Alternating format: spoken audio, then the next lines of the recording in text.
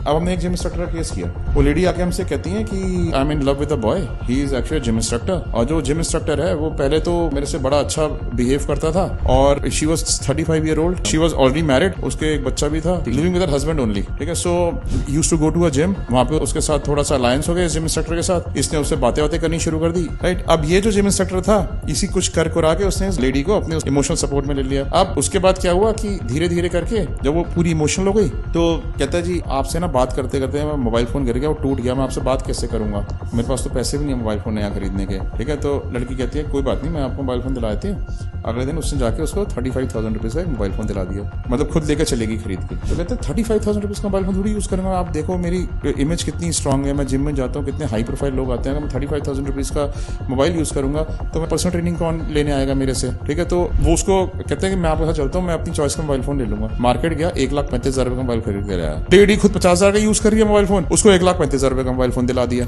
ठीक है, दूसरी डिमांड वो कहते हैं जी मैं बाइक पे ट्रैवल करता हूँ और बारिश होती है ना तो मैं बारिशों में आपसे मिलने नहीं आ पाता बाइक की वजह से, मेरे को अगर कार होती ना तो मैं आपसे रोज मिल सकता था। उसको पता था कि उसकी एक खाली गाड़ी घर में खड़ी हुई है जो वो ज्यादा यूज नहीं करती, तो कहते हैं कि अगर गाड़ी का कहीं से इंतजाम हो जाता ना तो बहुत बढ़िया रहता। वो लेडी बेचारी अपने आप से ऑफर करती है हाँ मेरे घर में खाली गाड़ी खड़ी, तू यूज कर ले। ठीक, गाड़ी मिल गई उसको। दुबई जाती है शॉपिंग के लिए, अरे आप दुबई जा रहे हो, वहां पे तो ये चीज बड़ी अच्छी मिलती है, ये चीज मेरे ला सकते हो। ठीक है, वो वहां से दुबई से उसके लिए वो चीजें लेकर आ रही है। ऐसे करके जो है ना ये एक्सप्लॉइट कर रहा था उस लेडी को। अब वो हमारे पास आई, कहती जी आप इसका बैकग्राउंड चेक करके बताओ कि इसका बैकग्राउंड क्या है। जब इन्वेस्टिगेशन करी तो हमें पता चला कि उसका तो उसी जिम में जिसमें जाती है और 4 लेडी जाता। फिर हमने उनके नाम, एड्रेस, मोबाइल नंबर्स भी निकाल लिए। हमने अपने क्लाइंट को दिखाया कि देखो ये तो खराब लड़का है, वो बड़ी है ना, वो सारी वीडियोस को देख के उसने उसको यार कन्फ्रंट कर दिया बॉय को। जब इसने कन्फ्रंट किया इन सारी एविडेंस के साथ, इसने उसको ब्लैकमेल करना शुरू कर दिया। कहते अगर तुमने ज्यादा बोला मेरे पास हमारी वीडियोज हैं। वो चुप हो गई। फिर वो हमारे पास आई, कहती है कि सर उनके पास तो मेरी वीडियोज हैं और वो कहते हैं मेरे हस्बैंड को दिखा देंगे और सर्कुलेट कर देंगे मेरे जिम के सर्कल में, मेरे फ्रेंड सर्कल में सर्कुलेट कर देंगे, मैं क्या करूँ। तो हमने क्या किया, हमारे पास सारी इन्फॉर्मेशन थी इस लड़के की।